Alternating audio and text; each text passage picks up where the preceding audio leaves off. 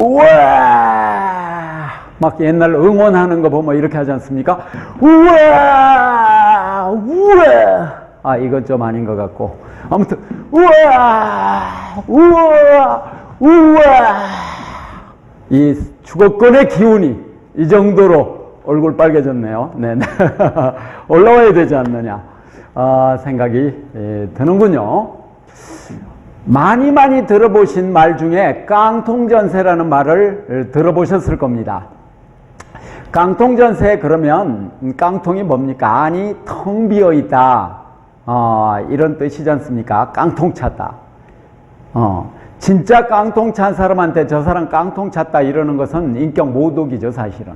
별로 좋은 말은 아닌데, 근데 이제 세입자가 깡통 찼다 이러는 거는 아무튼 우리가 깡통 찬 게 무엇인지 어느 정도 차고 있는지 우리가 알아야 되겠다는 것입니다. 그래야 내가 지금 깡통 차는 상황이다 이건 알아야 되지 않습니까?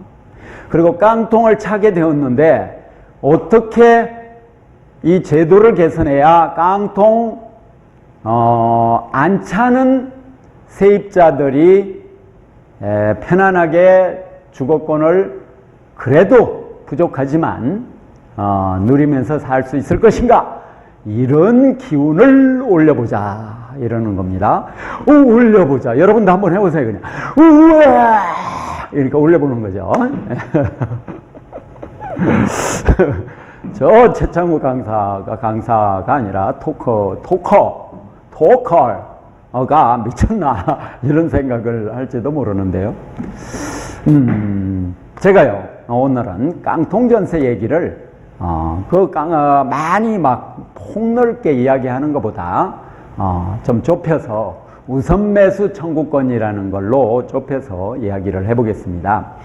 우선 깡통전세 하면 여러 가지가 생각이 들 수 있습니다. 이 집의 가치가 100이다.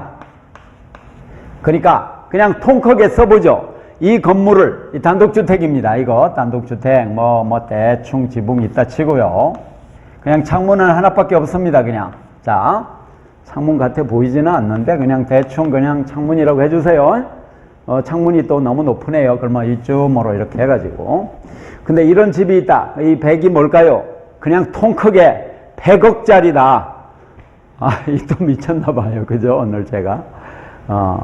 100만원짜리 집은 없지 않습니까? 100원 이왕 썼는데 자존심에 제가 지울 수도 없고, 그러니까 100억으로 가겠다고요. 그냥 최씨 고집이 또 애지간하거든요. 그러니까 100억이라는 집이 있다. 그런데 이 집이 가격이 떨어지면 80원도 되겠죠. 얼마 이렇게 80원 되겠죠. 자, 80원 되는데, 근데 이제 이 100억짜리 집에 제가요, 최창우가 80억에 이 집을 들어갔습니다. 이 80억에. 그러면 이제 80억에 이렇게 들어갔어요, 이게. 80억에 들어갔는데, 왜냐면 20% 남아있으니까요. 그 생각하고 이제 들어갔는데, 그런데 20%가 떨어졌어요. 20만원이 이게, 20억이 또 소심해졌군요. 20억이 증발됐어. 이 가격이 떨어졌어요. 떨어져가지고 증발됐어요. 그러니까, 저는 80억에 들어갔는데, 이 집은 이제 80억짜리가 되어버린 겁니다. 그런데, 어떤 이유로, 이 집이 이제 경매되는 경우에는 80억 기준으로 20%씩 계속 떨어지는 거잖아요. 그러면은 8이 16. 한 번 유찰되면 16억이 떨어지니까 대개 한 번은 유찰되잖아요. 그러면은 내 돈 16억은 없어져 버린다 이런 거죠. 그래서 깡통전세를 그냥 80억이 아니라 더 떨어졌다고 치면 이 70억으로 만약에 여기 또 10억 또 떨어졌다 그러면은 70억으로 내려왔다 그러면 전 80억에 들어갔는데 10억이 없어졌잖아요. 이만큼 배웠잖아요. 그러니까 이게 깡통인 거죠. 그렇죠? 그런데 이제 이 70억 된 데서 다시 경매를 하게 되면 7이 14 이렇게 되니까, 그러니까 이미 30억 없어졌는데 또 14억 또 없어지니까 44억이 없어지는 원래 가격에서. 그러면 저는 계속해서 깡통 규모가 커진다, 더 많이 빈다. 이게 이제 깡통 전세인데, 보통 떨어지면 뭐 이렇게 설명도 하지만 우리 세입자한테요, 깡통 전세는 뭡니까? 떨어지는 경우도 문제지만 어떤 이유이든지 간에 경매되었을 때 내 돈을 일부라도, 단돈 500원이라도 또는 500만 원, 50만 원 일지라도 못 찾는 경우 이걸 깡통 전세로 봐야 된다. 지금 두 가지 우리는 걱정을 좀 해야 됩니다. 지금 박근혜 정부 들어와서 집값을 올리기 위해서 막 난리를 치잖아요. 그러면 집의 가치는 원래 이만큼인데 이걸 갖다가 거품으로 해가지고 우리는 지금 이만큼 올라와 있단 말입니다. 이만큼 올라와서 이 다 거품이에요. 요거는 거품은 뭐 이렇게 빗금을 쳐버, 이게 거품이었죠. 거품이었는데 여기다 더 거품을 이제 또 끼게 만드는 게 정부의 목표인 것처럼 보입니다. 막 거품을 여기다 더 끼게 만들어 가지고 이 집이 마치 풍선처럼 공중으로 날아가 버릴 수 있는 그런 집을 만들어 놓는 거예요. 태풍 해오리 바람 불면 그냥 내용이 없기 때문에 이 집이 뭐 통째로 이렇게 토네이도 한번 왔다 그러면 날아가겠군요. 아무튼 그러면 이렇게 거품이 더 추가로 끼면요, 그러면 거품은 자꾸 늘어나잖아요. 이게 자꾸 늘어나서 이 거품이 오히려 뭐 50%를 넘어가고 50% 이상이고 이 밑에 게 50%가 이제 안 되고 뭐 이런 상황까지 발생할 수 있습니다. 물론 우리나라 현재의 주택 가격에 대해서 이 주택 가격이 적정하냐 또 이렇게 말할 때 어떤 사람은 적정하다고도 하겠죠. 하지만 뭐 10년을 뭐 꼬박 저축해도 살 수가 없고 또 어떤 집은 뭐 몇십 년 일생을 두고 살려고 해도 살 수 없는 바로 그 비정규직이 그런 경우죠. 이번 구의역에서 그 참사에 희생이 된 그 고인이 144만 원을 받아가지고 그 중에 100만 원을 저축을 했다고 하는 것입니다. 참 슬픈 이야기입니다. 44만 원을 쓰고 100만 원을 저축을 했다는 것이죠. 그렇게 100만 원씩 저축을 한다고 하더라도 1년이면 1200만 원입니다. 10년이면 1억 2천이죠. 이자 뭐 이건 뭐 좀 빼고 이야기합니다. 지금 저금리기 때문에 뭐 큰 고려사항이 아닐 수 있습니다. 그러면 10년 모아야 1억 2천인데 서울 전세가가 평균이 지금 아파트가 4억이 넘어갔습니다. 그러면 서울 지역의 그 아파트 전세 얻으려고 하면 어떻습니까? 30몇 년을 100만 원씩 꼬박 모아야 된다는 얘기가 되는 거죠. 그러면은 이제 한갑이 넘어가고 뭐 더 이상 이 노동력이 또 뒷받침이 또 안 되잖아요. 그리고 기성사회에서는 또 퇴출을 이미 시키고도 남을 나이가 되어버렸잖아요. 그러니까 현재 우리 사회에 집값이 그 정도 지금 올라 있습니다. 집값이 오르면서 전세가도 같이 또 그동안 올랐던 거고요. 지금 그렇게 올라버린 상황이 되다가 보니까 깡통 전세 얘기가 이제 그냥 누구에게나 지금 나오는 상황입니다. 아무튼 박근혜 정부 얘기로 돌아와서 박근혜 정부는 70년대, 80년대 부동산 신화의 세계에 그대로 갇혀 있습니다. 부동산을 올려서 경기를 회복하거나 또는 현상 유지를 하겠다. 경기 진작을 하겠다. 이렇게 생각을 하는 것이죠. 그 시대는 죄송합니다만 갔습니다. 이제 안 되는 겁니다.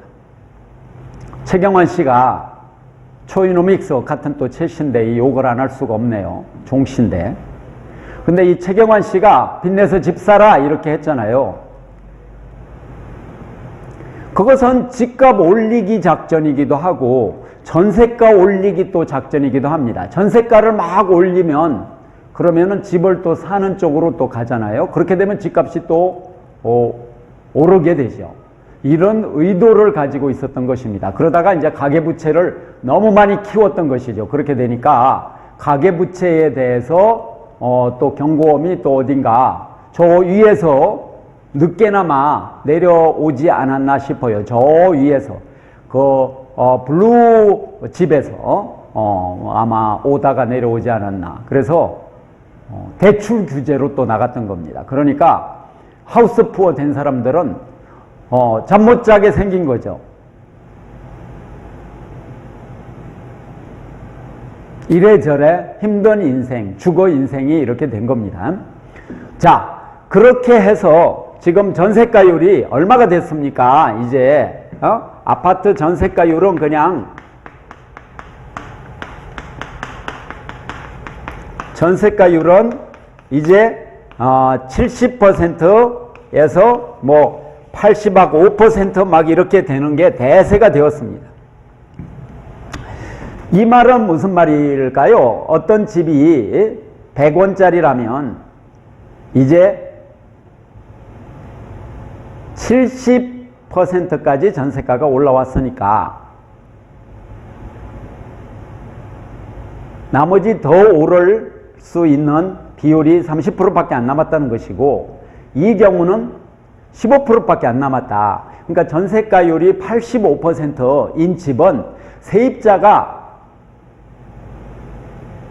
열의 8.5의 지분을 가지고 있다는 얘기를 거꾸로 말할 수도 있습니다. 그러니까 거의 세입자가 소유한 집이나 사실상 마찬가지인데 세입자한테는 권리가 없는 거예요. 그래서 마구 올려라, 이사가라 뭐 이런 횡포를 부리고 있는 것이죠.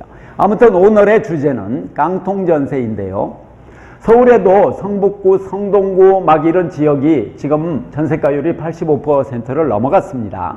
이렇게 넘어갔다고 하는 것은 집값이 조금 내리거나 그렇죠. 아니면 뭐 여러 가지 그 임대인이 이유로 부도가 났거나 이렇게 하면 경매에 붙이면 세입자의 보증금이 막 증발한다는 얘기를 말해주고 있는 것입니다.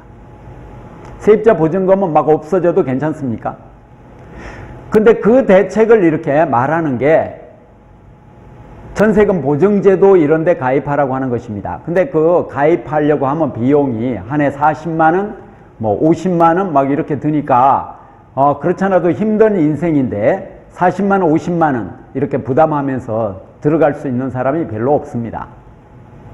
그러니까 그냥 뭐 별일 있겠나 이러면서 이제 넘어가는 것이죠. 그동안에 이제 임대차 보호법, 주거 관련 법률 여러 가지 이야기를 해보고 보증금 1년 방법 30가지도 이야기를 해봤습니다.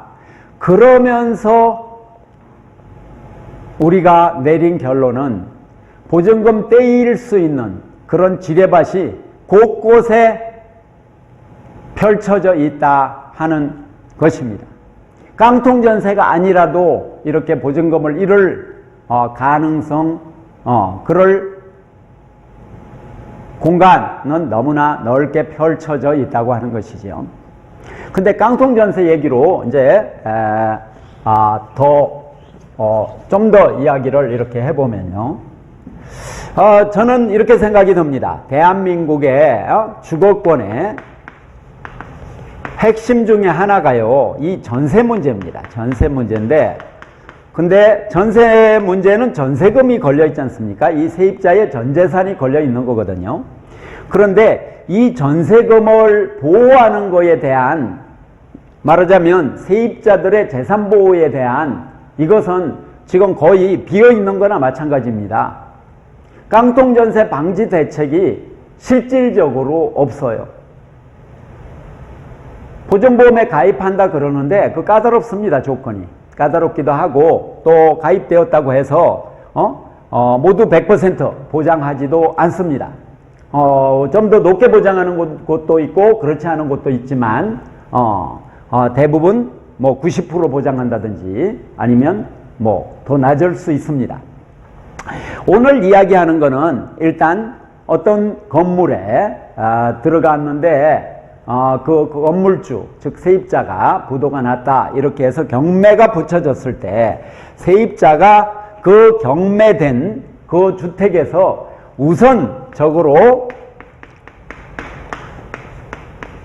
매수할 수 있는 권한을 부여하라 이런 것입니다. 그러면 이제 어떤 주택에 어떤 사람이 들어갔어요. 이 가라는 사람이 이제 이 집에 들어가서 이 주택에 이제 사는데 이 집이 경매에 들어갔다. 그러면은 이 많은 사람들이 경매 신청으로 들어올 거 아닙니까? 나도 뭐 여기서 500, 1000, 2000, 3000 벌어보겠다고 들어올 거 아닙니까? 그런데 그런 경우에조차도 이미 살고 있는 그 세입자, 이 세입자가 전세 보증금을 뭐 75% 집어넣은 사람도 있고 뭐 어떤 사람은 뭐 80% 넣은 사람도 있고 경우마다 이제 다르겠지만 요즘에 7, 80% 들어가 있는 게 대체로 흐름이지 않습니까?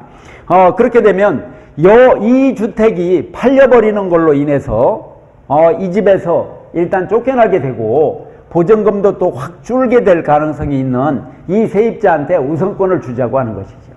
경매 때 우선권을 주면 이 사람의 주거권이 보증금은 일부 떼어도 보장된다는 것입니다. 상당 부분.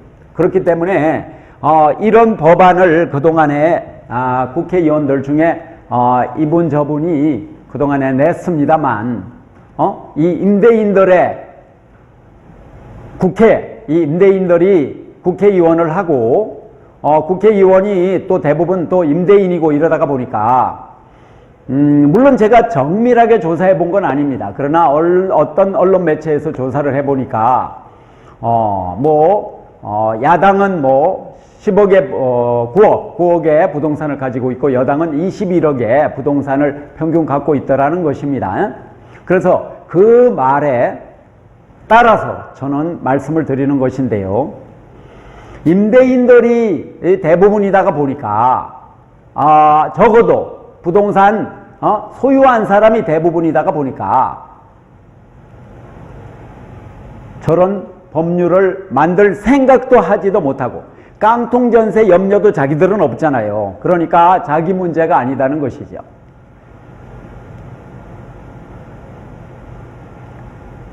건설업자들의 로비에 많이 노출되어 있는 게 국회의원입니다.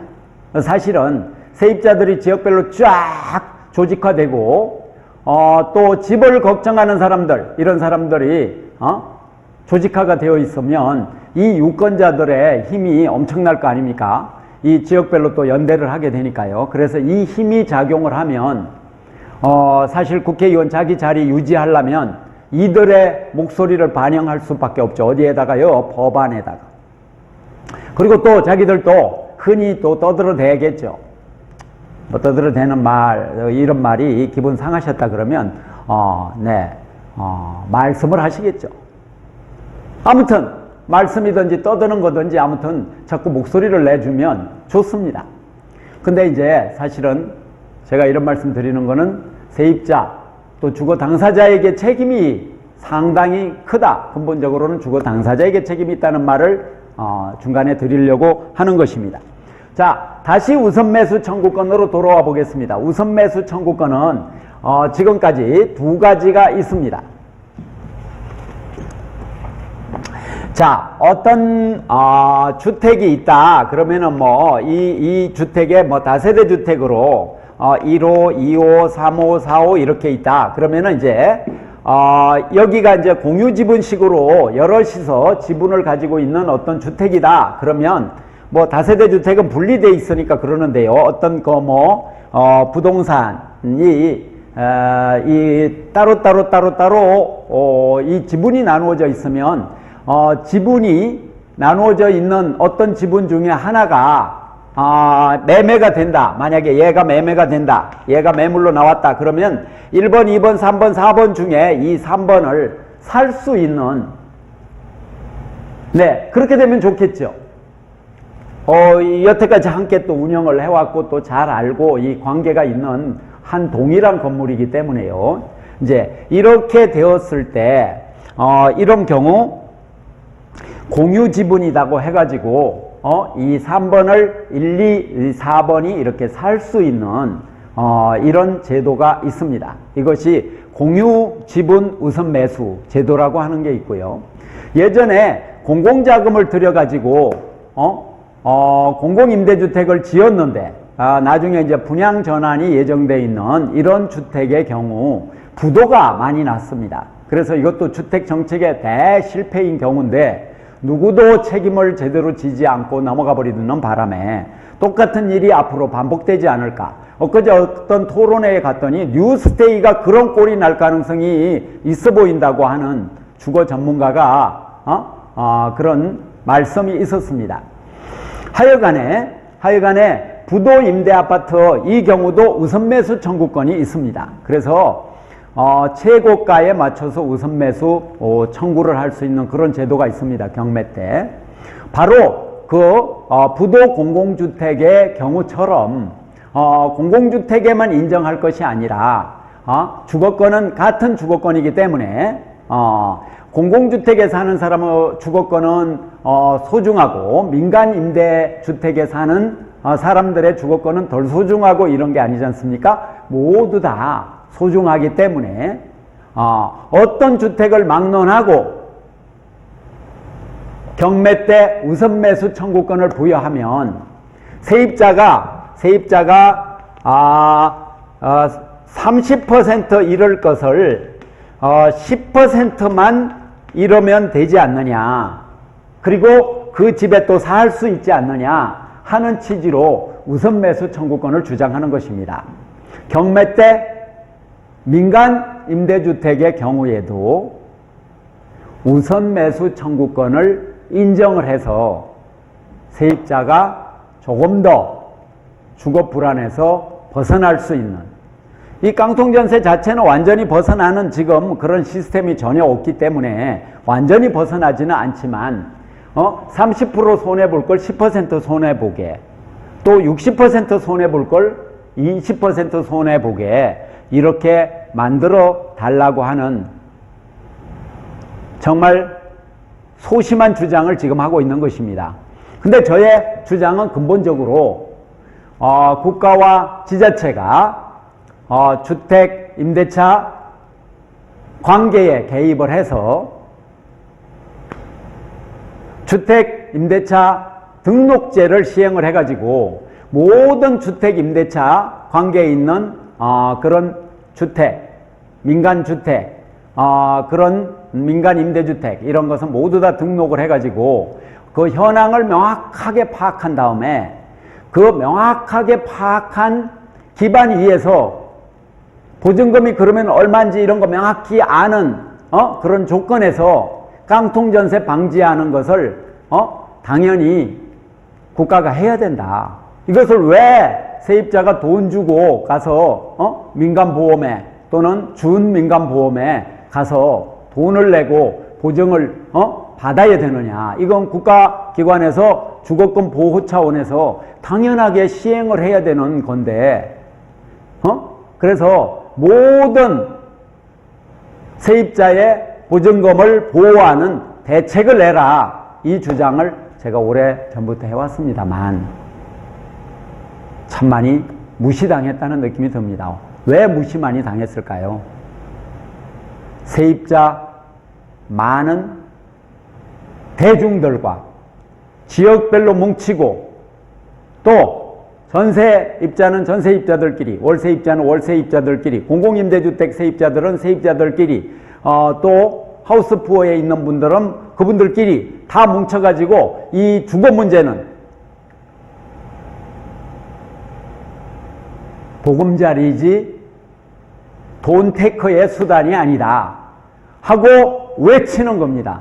조금 있으면요, 대만에서 우리나라에 주거 운동하는 분들이 옵니다. 그 이름이 사회주택연맹인 것 같아요. 그 대표자 이분들이 이제 와서 대만의 주거 현황에 대해서 설명을 할 건데, 대만이 최근에 정권 교체가 되었지 않습니까? 대만이 그동안에는 우리나라의 공공임대주택 배우러 막 주거운동하는 사람들이 왔었는데, 우리가 이제 배우러 가야 될 판입니다.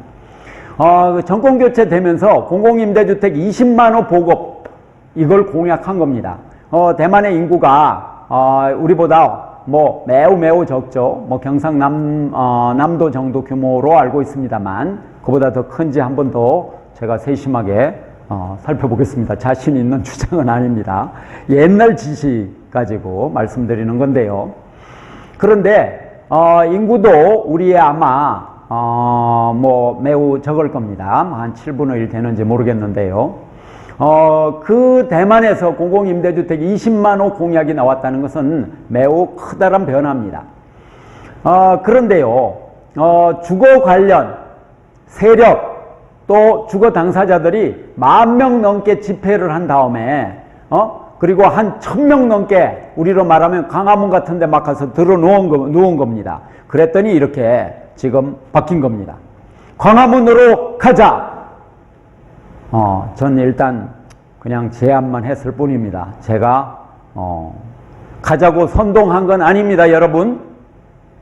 선동죄에 걸릴까봐 두려워서 그러는데요. 걸리면 어떻습니까, 그까이 거. 자, 우리 다 함께 외치면 그 1,000명, 10,000명을 다 잡아갈 겁니까? 어떻게 할 겁니까?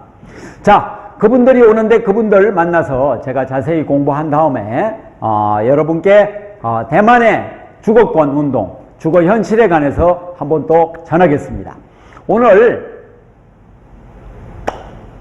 개인으로 보면 부도가 나는 바람에, 임대인이 부도 나는 바람에 말하자면 경매가 되는 건데, 이 경매가 되는 그런 상황에 세입자 주거권이 흔들린다고 하는 것은 있을 수가 없습니다. 보전금은 최우선으로 당연히 100% 보장을 하는 그런 주거권 국가가 되어야 된다고 하는 말씀을 드리면서, 그 일환으로 깡통전세 방지가 필요한데, 그 방지 대책의 하나가 바로 세입자의 우선매수 청구권, 민간 임대주택에 들어있는 분들이 지금 반드시 포함되어야 된다는 의미에서 오늘은 더 말씀을 드린 겁니다. 자, 오늘 깡통전세 방지 대책 중에 하나를 이렇게 말씀드렸는데 답이 없습니다. 우리 모두 들고 일어나는 수밖에 없습니다. 세입자들이여 들고 일어나라. 어디로 가자? 여러분이 답하십시오. 감사합니다.